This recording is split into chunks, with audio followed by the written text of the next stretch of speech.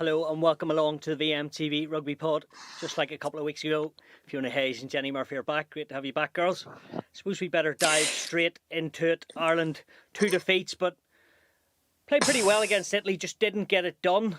I think that's fair to say, certainly in the first half anyway. Fiona, if we come to you, they would have expected to win that game though, wouldn't they?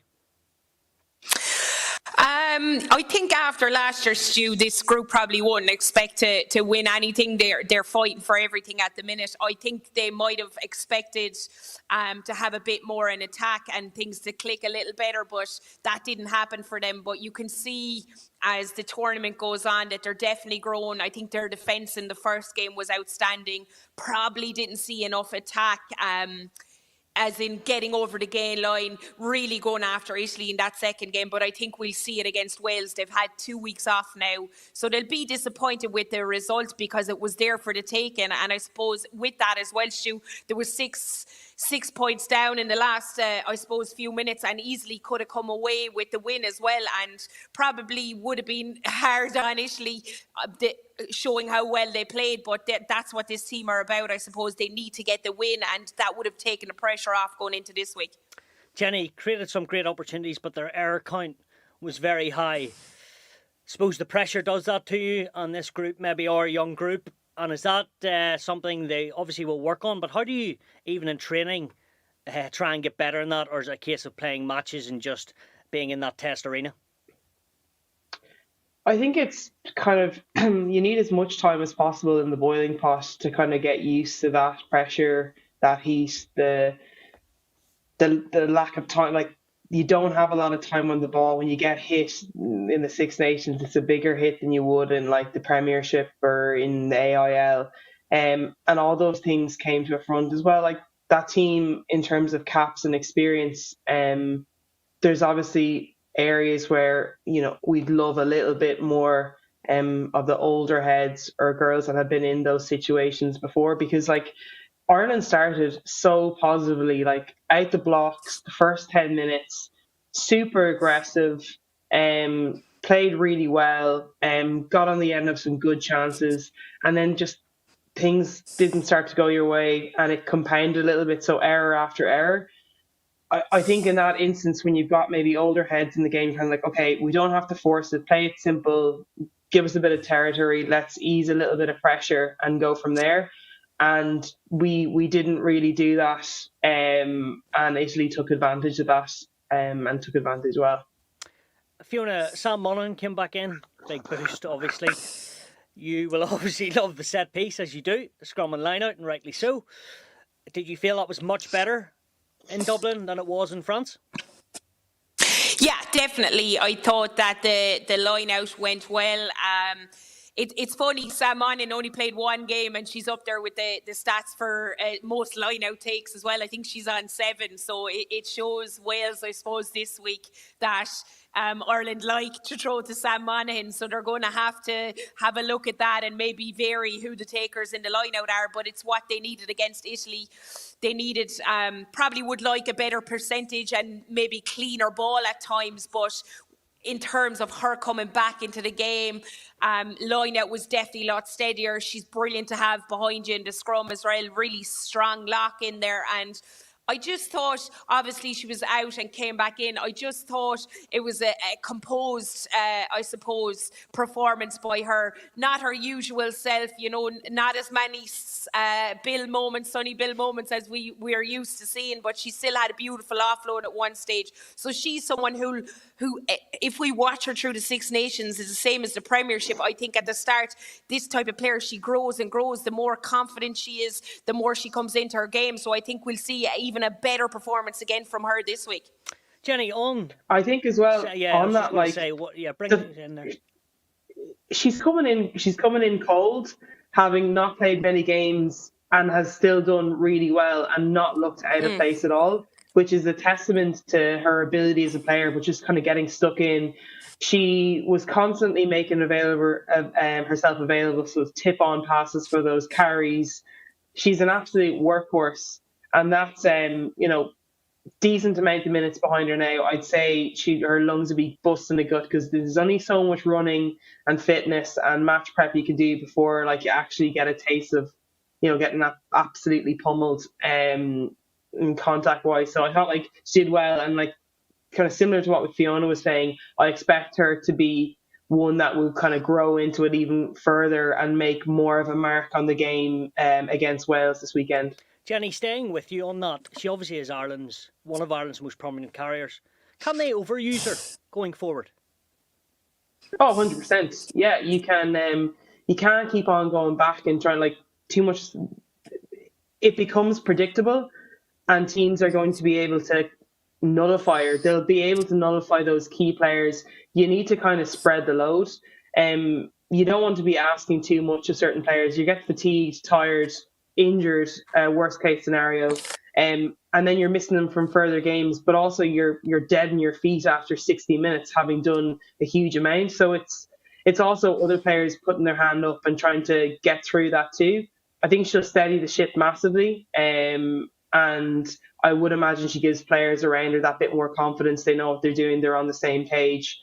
So yeah, we wouldn't want to overutilize both when it comes to carrying, but also within the line-out. You need different danger women around the park, and that's what players want too. You don't want to have one talismanic player trying to lift everything. In Ireland, that's not the case. They've got some strong players in key areas, but just we want a little bit more and a little bit more consistency as well. Fresh news breaking, Fiona. Cliona Maloney makes the squad after a couple of years out. That was the big boost. Brought back in last week to train and now makes the matchday squad for Wales. What can she add? They seem to be buzzing to have her back in, and more importantly, she seems to be absolutely electric to be back out there. Absolutely. What a player to bring in at this stage. And, it's funny, Jenny, you talked about, having that knowledge, having those capped players out there when things are going wrong to look to who've been there before and say, look, settle things down. This is what we need to do. She's certainly that player. I mean, the energy she brings. We speak about Niamh Jones and how electric she is in her ball carry and how she gets stuck in, and she's been absolutely outstanding so far. But imagine having someone on the bench who can bring you that for another 20 minutes. And that's not to say, maybe I could be wrong, that's not to say you could bring Clean on at any stage and move Niamh Jones to back row as well, because we know she's the ability and to do that. She's a tackle machine, so it's quite exciting. I think Clean, I suppose, has been exiled for quite a while, and she's also going to want to get out there and prove how she's been playing, because I know last year there was talk of from management, there was talk that she wasn't in form, and I couldn't understand that. I was wondering what games they were watching, because I watched the Prem and she was playing Super Rugby. And let's call a spade a spade. The line out hasn't been the best at times, and having someone like Cliona back in there, that's no disrespect to Niamh Jones. She's absolutely outstanding, but for some reason it hasn't been clicking, being lift, throw, movement. It hasn't been as good as it should be. So I think Cliona coming in will settle that down. And we talk about my love of set piece as well. From my days of being with Clean Up and camp, scrummaging is an area of the game where she really puts the work in. She's really hard. She gets so low and she just brings the whole front row with her. So I'm excited to see her get on and get a few minutes under her belt anyway, and we'll see what the battle is like then for the following week in Twickenham. And Jenny, surely this is exactly what this team needs. More competition. It's going to create better results. Oh, 100%. If you've got a locked in, if you're comfortable knowing full well that you have a starting jersey, you're not in a good place overall. You should be really nervous. Not nervous, but every training that you go out when it comes to Ireland or your province, it's like, okay, this is my opportunity to show what I'm capable of, and you're putting your hand up for selection. If you're kind of quietly confident going into match day week that, yeah, you've got it locked in, that's not a good look for a national team at all. It needs to be tough to get there. And I think the battle for that hooker jersey between Maloney and Jones is going to be great, because like when you're battling out like that, you make each other better, and that kind of in-house competition drives you and pushes you further. And then as well, like if you've got really solid teammates in there, obviously you want to start, but making your teammate that bit better, that's hopefully going to get you the win as well, is in itself really rewarding. So I think this is only a positive thing, and it'd be great to see what she brings to the squad, both in terms of the environment, but also her experience. She's been in the Premiership for a number of years now as well, would have played against a lot of these Welsh players. So yeah, I'm sure she'll have some little ideas to share within camp as well, to kind of bring them out on Saturday. Fiona, Scott Beeman's not afraid to make the big calls. We saw that in round 2. He drops his co-captain out of the squad, and Adele McMahon. She's back involved. She's got a point to prove. Absolutely, and like, I'm a big Tricky fan. Adele has been someone that's I've seen grow up from playing with Connacht from starting out, and her whole journey over to playing in the Premiership. So she's someone I've watched intently, and I couldn't believe it personally, because to drop your captain from the week before completely off his squad, I think I texted a couple of people. I just presumed she had a little niggle, and she didn't. But look, this might be the best thing that's ever happened to her. We might see a performance of her life, because she's now knows that absolutely, like Jenny said, nobody's safe, and she's got to go out there, and maybe she's not in the form that he would like to have seen. I thought she had a good game against France, but not exceptional, and maybe he wants his back rows exceptional. He wants them everywhere around the pitch. So it's exciting for her in a way. She doesn't probably see it that way, but it's exciting for her to be able to get a chance this week. They lost against Italy, and she can now get in there and maybe make those huge hits, those big turnovers, and show him exactly what she can provide for this squad. Fiona, do you think that's what he would have said to her, the likes of Declan Danaher and Scott Beeman, when he pulled her aside saying, look, you're not going to be in this squad. We want to see more of you. Is it too simple to say more tackles, more carries? Or what? Why would she have got dropped? Look, in looking at his squad that I've seen last week, I would imagine he's really focusing on fitness. Not that Adele isn't fit, but this hybrid kind of back row, second row. We saw the bench, two hybrid back row, second rows that can come on. You've Brittany, they're real athletic. They're, I suppose, everywhere around the pitch. They're that type of player. So I think Tricky is exceptional, or Adele is exceptional in her carry, in her physical contact area. That's something, I love on my team as a coach. I love that, whether it's a 6 or a 7, I want that physical player getting in your face, absolutely going after the ruck, making those hits, bouncing back into the line. But I think with the squad that he picked last week, I would imagine he's looking at more attacking style of rugby. That's not saying that Adele doesn't tack, but for me, that's what he would have decided. So I think he looked at that, and he's trying to get the balance now. So she's getting another shot this week. I would imagine she's been told, get on the ball, because tackling wise or ability to slow down the ruck, she certainly has that. But maybe he didn't see her enough in her carries in that first game. So he'll have told her exactly what he wants to see. She definitely had great leadership in that France game, because we saw how they performed defensively. But I would imagine from last week, it was more of an attacking performance. Maybe he wants to see a little bit more from her. Another big selection he's made is at 10. Dana O'Brien gets her second start. Nicole Farley started against France. Bit of chopping and changing there, Jenny. How important is it, all being well, that injuries stay the same, that one of the 10s, be it Dana, gets the next 3 games? Surely you need a run. Yeah, to be honest, I think how he's approached this tournament so far is both 10s have got a decent amount of game time, and it's kind of what you want. He's not kind of picking and sticking in the hopes that it's working. He's genuinely given both of them a proper crack and seeing where they kind of can build from there. Do you like that? Jana's obviously got Do you think that's good? As a centre, no. As a centre, I want to know. I want to build up a bit of consistency. Both 10s, they play quite differently, and timing and kind of getting in sync a little bit. That's something that it doesn't come straight away, and it's really difficult for all the jigsaw pieces to kind of fall into place within a week, 2 weeks. And as well as that, the centre partnerships have changed somewhat too. So listen, you're putting the backs under a bit of pressure in that regard. But in saying that, we haven't had locked in players from 9 to 13 really, in a number of years.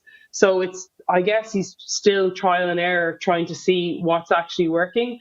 I would imagine there's some markers that he set out for Dana in this game in terms of like bit more consistency, bit sharper. You like flatter ball, go to the line, but spread it that bit quicker. I mentioned this already before, but like you need to be trying to bring in someone like Bevan Parsons earlier. And if you're holding on to the ball a second too long at 10, then it's another second delayed to get to 12 or 13, and then another second until it gets to Parsons. And those seconds add up and eat into her space. And if she doesn't have as much space to work with, she's not going to be able to do as much damage. So you need to be razor sharp, really clinical, know exactly where you want to go, and kind of organize a little bit more around the park. Dan is really young, and sometimes trying to become a little bit bossy can be a bit tricky. But you want your 10 to be demanding. You want them to know exactly where you want the pack to move to in and out. Sometimes even if it's not the right move or it's not the right call, if you do it definitively and with like a bit of assertion, it can go a long way. So I think he's giving her an opportunity there. I think Wales is a chance for Ireland to get a win on the board, but it would be, you've got your 40 minutes. This is what I want you to do. This is your opportunity. Now go to it. Fiona, as a coach yourself this year in the IL, of course you're going to want me to say you're doing well. I know you are. That's very good.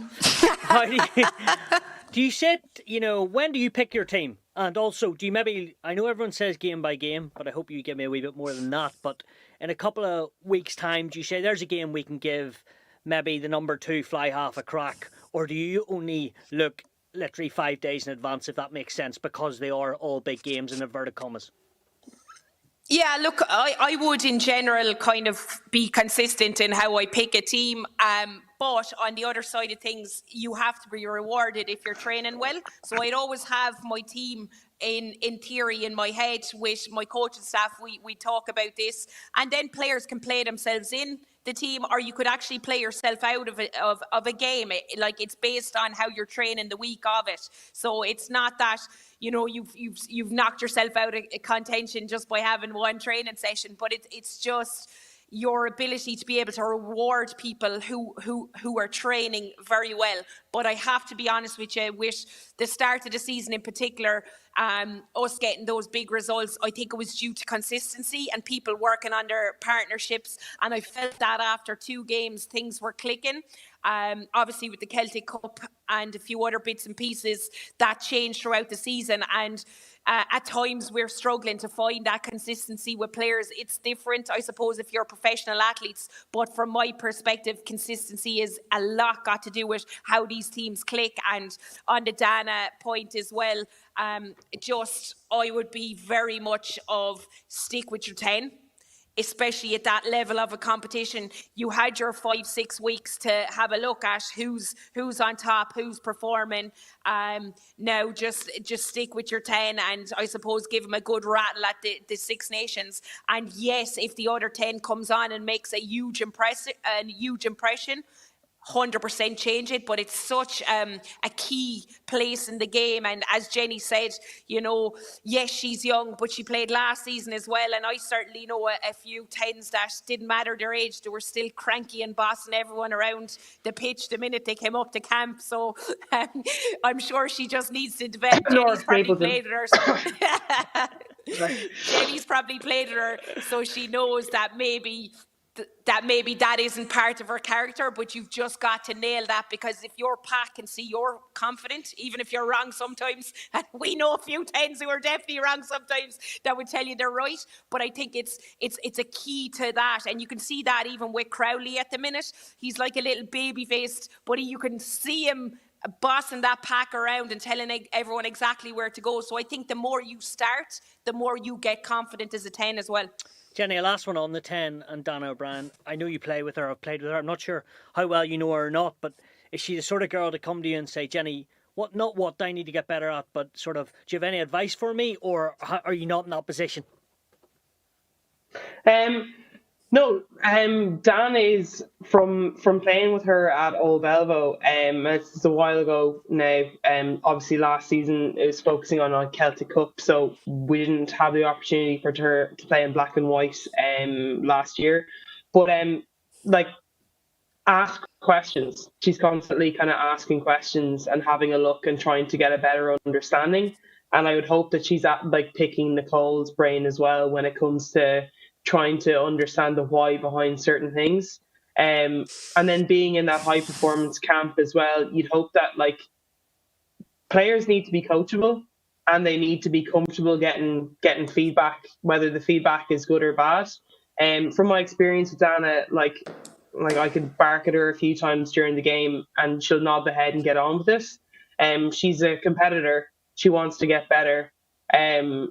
So like I wouldn't imagine she'd shirk away from asking for support, advice, or a point of view from not just her peers but also from the coaching staff as well. I think it'd be it's quite daunting going into Irish camp when you're young. I know I was shitting a brick, pardon my French, for the first couple of weeks. So you kind of like you get like swear word before midday. Yeah, you've got time to beep it out. It's grand. No, we're keeping that in. Oh crap. Keep going. But on that, like it can be sometimes hard to ask for help because then you're kind of letting yourself be known, being vulnerable, being like, oh, I'm not really sure of everything. Or really sure of anything, and it's rugby. You're never going to know whether you've been playing for 40 years or 4 months. There's so much to learn and get better, and it's just asking the question. So no, I would think that she'd be confident enough to be approaching staff and being like, here, what do I need to work on? What can help me cement this starting jersey? And the same for Nick as well. Like she's been around the block and. She knows what she needs to do as well, but I don't think she'd shy away from asking for advice. Fiona, can I come in and that Stu as well? Yeah, sorry, itching to get in. Just a little thing on that. There was a couple of points in the game where I really felt like Ireland should have kicked for the posts. One point they were 8 points down and they had a penalty just outside of 22. Right. I, as a captain, I loved when my 10 came up to me and said, I want that. Can I have that? Let's go for posts. That kind of awareness is huge in the game, and it's going to be huge against Wales. Whether they've discussed that themselves in camp, I'm sure they did this week, but I really felt like with players like Dana and Nicole, you have brought them not only for their kicking game, but that is a huge factor. You need to use them in those key moments. And I suppose my point on Dana is maybe she does it or maybe she doesn't. But I loved the 10 saying, I'll have that. And you might be thinking, will I go for the line or what will I do here? When they look at you and say, absolutely, yes, please. You get a bit of confidence and you want them to do that. So I'd love to see her taking control in those situations as well. Sticking with the game specifics and getting more into the nuggets of this weekend against Wales. Jenny, they've obviously had their change in harness at 10 with Eleanor Snow still retiring and Clicky George coming in. She started 2 games so far at 10. She was very good, Premiership winner last year with Gloucester, and we've talking off air about how good she was at club level at 10. Started actually in the back row. But how do you feel she's going as an international 10? Oh God, probably a bit shakier than her time at Gloucester. Like, I think as well, when you look at Gloucester and the setup they have, she's working with the 9 like Mo Hunt, who is stellar. And it makes your job at 10 so much easier when you've got someone of that experience beside you. 10-wise, I don't think we've seen the best of her yet, both with ball in hand and kicking-wise. There's been some, frankly, dodgy placements off the tee, so I can't imagine she's going to be too happy with her performances of late in the Welsh jersey. But I would imagine Wales will be targeting this game as something that they are more than capable of winning. Fiona, on the reverse to that, how do Ireland beat Wales? Is it more attacking rugby, offloads, everything clicking? Are they big enough to go at Wales in the pack? Is that fair enough? Are they big and strong enough, or do they not even look at it like that? No, I'd say they don't even look at that. They're going to concentrate on their own game, and having 28 handling errors and 17 turnovers last week or 2 weeks ago is an area they really need to sort out, and they certainly will. I would imagine, having coming into camp, they'll be looking at maybe keeping things a little bit tighter. So I think with Wales, you want to keep it, even reviewing from the last 2 games with my coaching hat off. And as they get into about that 20-minute mark, same as the second half, the rucks become really narrow. So I think there is lots of space out wide.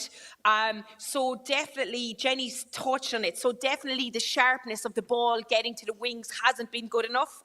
It's been slow. By the time they even got her hands on the ball a couple of times, there's already 3 defenders, and you have the likes of Jasmine Joy. She's going to be up in your face defending if you can get...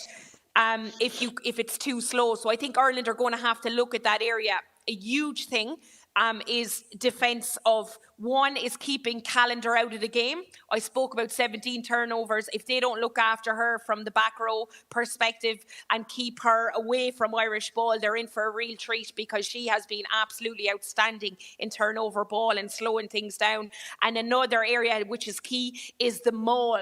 So myself and Jenny were actually talking about this. Wales are really good, and Ireland probably conceded more yards against Italy at that area than they would have liked to. So, and looking at how they played last year against Wales, just in that area, I suppose where they got really caught out was their decision making around whether to get up for the ball and contest, or whether to stay down and absolutely hit them all. And I think at times when they stay down, they're able to blast it, and the referee, to be fair, is very quick in telling teams use it if they don't get those meters. They have been quite good this season in calling that. So I think Ireland need to make those decisions early. Having Sam Monaghan back in there, having the likes of Doherty Wall to make those decisions is good. But if they go up, don't contest, don't win the ball, they're in big trouble at maul time with this Welsh team, because they put England under pressure as well, and they have the ability to get huge yards around that area. Final one in this game, Jenny, and a very basic one, but the most important one. Are Ireland good enough to win on Saturday? Yeah, they are good enough. It's just a matter of, like, they kind of shot themselves in the foot a little bit against Italy. What gives you in your head that they are good enough? Why do you say that? I think we've seen the progress they've made from last year's Six Nations to this year, and like defensively, the improvement has been significant. When we have ball in hand, that's where I'm probably like, okay, we haven't made as much progress as I'd like. We don't look particularly dangerous in a lot of areas, but there is some kind of shape forming, and I'm hoping and hopeful that it's going to click. I think like Ireland's offloading game, once we don't use it too much, can be really, really effective. And also just getting our centres probably to manipulate that midfield that little bit more, stick them, hold them, and get the ball out to the wings earlier, and we can do a bit of damage. I think Ireland are more than capable of winning this. We just need to be playing smart, reduce the amount of drifting that we have with ball in hand. Let's not play too much in our 22, and relieve pressure where possible. Utilise Dana's left boot, and we'll play up. Fiona, she sounds like a great coach there. I think she'd be in as an assistant for you, no? I nearly wanted to go out in the paddock. Not. Absolutely not. Right, girls, we wouldn't be going near that side of the world now. Absolutely couldn't be working with this one. Not a chance. You might get expenses. I'd say they might come late though. No, right, those headphones that she's wearing doesn't even work, Steve. That's just all for show. That's okay. It's all about her. Girls, we must move on. Scotland, England, record crowd in Edinburgh. Scotland very much put it up to France. Yes, they fell short. Too obvious to say England by 30, 40 points, Fiona, or is that just the way it is? I don't know, Stu. I think this Scottish team are playing some great rugby. Yes, England were clinical in their last couple of games, but it's not the best English performances I've seen. You know, they obviously beat Wales by 36 points. That's huge. But England were at home. In those games and how Wales have been performing, I suppose you'd expect them to hit them for 50. This Scotland team are building. You know, Jenny, you asked Jenny about Ireland. I think Ireland are one win away from getting up the ranks and getting that belief. And I think Scotland have found their belief, their skill set. You talk about Cleaky George. I think Helen Nielsen is probably one of the best 10s in there at the minute. How she plays the ball, her awareness, her work in the backfield, even to get back in defence after she kicks. She's someone who's just really come into herself. And the Scottish heart, you always think about the Scottish heart in the fight, but now they've seemed to got this skill set. Their shape looks really good. They've got real X-factor players. We covered the game, Stu, and Grant on the wing was absolutely outstanding. We were blown away in watching her footwork and her strength in the carry as well. So, look, I think England will win it. But I think Scotland are going to give them grief, definitely, for the first 30 minutes. And as long as they keep their defence like they have been defending and hold England out, it just adds a lot more pressure on England, who will get there in the end. But I'm not sure it's going to be quite a walkover. Jenny, Scotland's backbone seems to be pretty good, just as Fiona's talking there. I'm just thinking Evie Gallagher, Rachel Malcolm, Emma Orr, Grant, you know, Chloe Raleigh can't even get a start. Maybe she will this weekend. But they have got some good depth there. Yeah, they do. Like, they've got danger players on the bench and then players that add something a little bit different to starters too. And a lot of them, again, bench has experience, which is a little bit different in some areas in Ireland's game. It's like we're replacing a player with 10 caps with another player with a similar amount of experience. Yeah, like Scotland, you can see in how they play. They're very comfortable with their style of play. It's really lovely rugby to watch. Crisp, smart, both taking the ball to the line, using those out the back options consistently as well. Set pieces looked an awful lot better than it did last year. I do think that they're going to give England a run for their money in the first 25 minutes. But like with England, they've been slow starters. This competition, it's taken them about 15 minutes to build into it. Now, I know they had a red card in the first 10 minutes against Italy, so that probably wasn't something that they'd planned for. But I can't imagine England being too happy with, even though they're 2 wins in the bag and 2 like decent enough wins, I don't think they've actually hit 5th gear yet. And they'll want to be kind of ramping up pretty smartly because Scotland's kind of going to be, I think, a stronger test than Ireland will be down the line. And they want to be ready to go for France. So I think they're probably going to go full strength. They're going to be quite demanding in what they expect from their team. And I to be fair, I'd love for it to be a tighter game, but I can see England going plus 25 on Scotland at the weekend. I suppose the issue I have there, just on an Irish perspective, if Jenny, you're saying they're just sort of ramping up. They have Ireland in round 4. Fiona, where do we go there? I'd say we need to get through this week first anyway. Look, everyone's well aware about going to Twickenham, you know, and look, do you know what? Like that English team as well, they're able to change it up. I'm not sure if Packer's injured, but she's not even on the starting team. Actually, she's on the bench. Sorry, she's on the bench for the weekend. So they have the ability in those first 3 rounds to absolutely change things around, but then reward players, you know, that wouldn't normally start. So you've Meg Jones, who's retained her place in centre, and I think she's absolutely outstanding.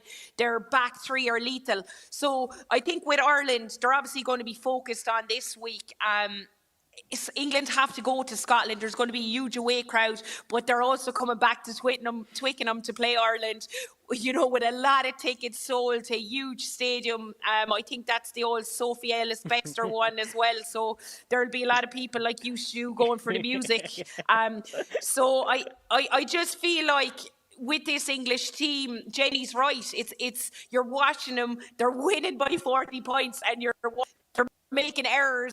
And they haven't even upped that level. They haven't had to up that level to, you know, So I think against Scotland we'll see it lifted, and if they can put in a really good performance, I think Ireland into England probably building towards game. It's a very daunting prospect. I'd say that much. But look, as a player, you'd absolutely love it. Picking them twice, and it was unbelievable. Once I got over this smell of beer, after from this side the thing, and you got your warm up done, and the minute it kicked off, it's just the same old pitch. Last but not least, the Sunday game, France against Italy. Where do you feel France are at, Jenny? And obviously Italy will have a bit of a spring in their step after coming to Dublin and winning. Yeah, I think probably France were probably a little bit surprised by how difficult it was for them to get the win against Scotland. And that's not a discredit to Scotland. Scotland played really well. But I don't think I can't imagine they're, tap themselves on the back and all plaudits all round. They're again another team that are kind of building, and it's going to be set up for an absolute cracker, Le Crunch, in France at the end of the tournament. But again, really nice to watch. Some phenomenal players in there. The team has been kind of changed a little bit. There's a lot of younger players in the squad, with a lot of players that, when you're talking to some of your the French girls that I would have played against, and they're surprised they're being omissed, like leadership wise, but doing well so far. I just, at the moment, I can't see them. If they play the way they're playing now, England will beat them, and England can raise the bar and beat them well. But I think there's still more room for them to improve and for things to start flowing a little bit more, both just set piece, but also like some errors with, like, when they've got ball in hand, probably not making the right decision, trying to force it that little bit earlier rather than building one or two more phases into their play. So, that's a lot of the time what you get with a team that are still new and they want to kind of put their hand up. They want to make an impact straight away. They want to be the person to break the line.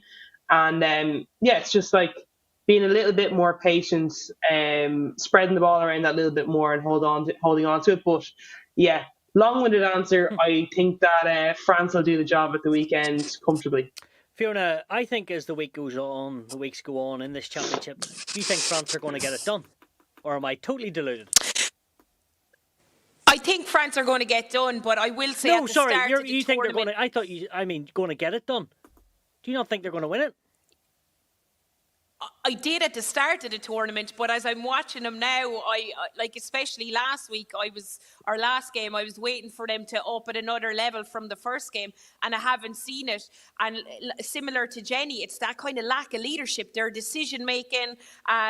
Some of the players are absolutely outstanding, and we've watched them, I suppose week in, week out. We know what they can bring, but for some reason, they're not clicking together. So I know Le Crunch is in France, and I would have, before the tournament, I 100% would have backed. I would have said, yes, they're going to get it done. This team is absolutely class, but they're not clicking. There's some moments of magic, but for a full 80 minutes, I haven't seen it. If they can string a performance together against Italy, that puts them back in charge. But just in terms of consistency and physicality, Menage, Medusa Fall, but in general, their scrum, who is almost dominant, their line out has been exceptional up to this season, and the last few games they've had errors in both those departments. So I think, yes, they're building a little bit, but they're not quite where I'd like them to be able to say, yes, they'll beat England. I should have done my research. And also, Italy. No, well, Italy also have been their banana skin for a few years. Like, the last 10 years, they've had some, surprising defeats as well. Like, I'm not saying this is going to be a walkover. France are going into this looking relatively good. They'll be disappointed with that performance against Scotland, so you'd be keen to see how they're going to react to that. But also Italy, we came away from Dublin, we played well, we know what's working well. There's been some outstanding plays. Dinka in particular really stood out for me in the RDS. So, if France play well and it clicks, great. Sometimes, same with the men's team, they just, for whatever reason, toys get chucked out of the pram, it doesn't go to plan, and they can get a little bit they can kind of suffer a surprising defeat. So we'll see. It's exciting that some of these games are exciting, because last year was a bit like of a dead fish after you're only waiting for 2-3 games that are close. So hopefully this is going to be building, and we're going to have more competitive games, not just in the Six Nations as well, but there's less of these gaps, because that's what women's rugby needs. It needs to be close encounters, tight encounters, and solid kind of competition. A final one. I should have done my research, so I'll spring this on you. Where has Caroline Drouin gone and Carla Orbez? Does anyone know? Have they retired or injured or out of form? Please let me know. Well, Drouin went to the sevens. Okay, so she's in the sevens, right? Yeah, so that was decided with the Olympics in mind. So she was completely. They knew that she wasn't going to be there. But I'm not. Our base could be the same. I'm not too sure on her, but definitely Drouin was gone. So I mean that's it. And I think it's a Cuero. Is it Cuero, or how do you pronounce it? We'll go with Cuero. That's definitely not right, but we're going with that. My Limerick accent always lets I'll not me be calling her Cuero on Sunday. I'm covered it, so I'll have to start that one out. But look, she's just, I suppose, it isn't clicking. I'll be honest with you. In watching her, you've got Vernier, who's absolutely outstanding, has been, but for some reason she isn't on the ball enough at 12. There's just something not clicking, and I think changing the 10 so much in the last couple of years for France. We spoke about it with Ireland, but imagine you have Drouin in there. She's after getting consistency in how she's playing. We know her ability to tear teams apart. Yes, she makes errors at times, but I think this changing up has definitely affected France in that area. Right, girls, I can tell you're buzzing for this predictions, and I'm pretty sure you didn't get it right a couple of weeks ago. But anyway, we'll go with that. All right, Stu. All right, let's drag it all up. Thanks very much, Sam. Yeah. I got 3 wrong myself. Right, so Ireland, Wales, England, Scotland, and Italy, France. So let's go Ireland first, Fiona. Yeah, I think Ireland will get this. I think this is going to be the big one. Maybe the only win, but I feel like they'll get a job done in Cork. And then Italy and France? I think France will get it done. I know Jenny spoke about a banana skin, but I think France will get it done, and England will as well. They'll be under pressure to start the game with Scotland, but they'll get it done. Jenny, same for you or slightly different? I bang on the same when it comes to the France and England game. The Ireland-Wales game, I'm gonna go with Ireland. Yeah, I think let's stick with Ireland. You're gonna doubt your country there, were you? Yeah, She was. And then I remember, I was like, I've got social media, I'll get absolutely rinsed, probably safer. No, I do think that Ireland's France team, they played well. Sure you do. Let me say my piece, Stu. Let me say my piece. I think that they'd be pretty gutted with the Italy game, to be honest, because they knew they were capable of winning that. And we'll see what the team is like now. Are they capable of bouncing back from something like that? Because that Italy game, you'd be good at. That should have been won error after error, silly decisions, knock-ons and stuff. That's just like, players themselves are like, that's unacceptable. So they can tidy that up, and hopefully there'll be a good mix of nervousness, rage, but... See, you're shaking your head here like this. I'm calling Ireland for a win, and you can WhatsApp me afterwards with your views. Thanks. Before there's a scrap, Jenny and Fiona, thanks so much as always. Don't forget to tune in on Virgin Media on Saturday as we head to Cork and Virgin Media Park. It's the big one, Ireland against Wales.